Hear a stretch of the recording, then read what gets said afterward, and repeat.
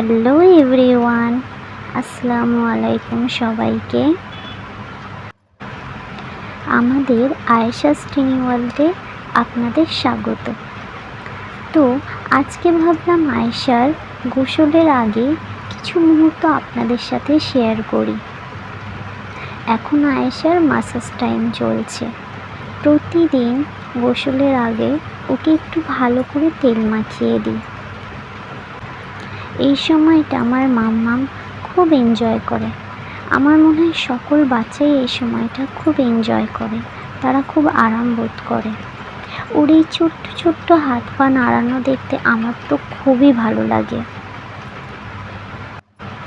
আপনাদের যাদের বেবি আছে তারা নিশ্চয়ই জানাবেন আপনাদের কেমন লাগে। তো তাকে এইভাবে বালিশে উপর করে দিয়ে মাসাজ করলে খুবই আরাম বোধ করে এবং তার মুখে চোখে একটু হালকা মাসাজ দিয়ে আমার সাথে খুব খেলা করে সেই সময়টা এবং খুব এনজয় করে।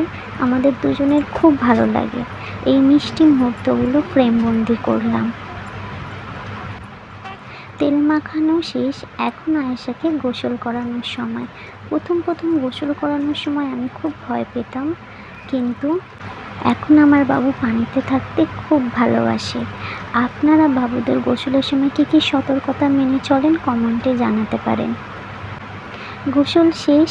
এখন আয়েশা একদম ফ্রেশ।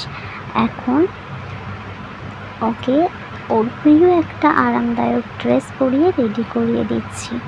গোসলের পর ও খুব শান্ত হয়ে যায় এবং তারপর ওর লম্বা একটা ঘুমের পালা। আজকের এই ছোট্ট ভিডিওটি আপনাদের কেমন লাগলো অবশ্যই বলবেন।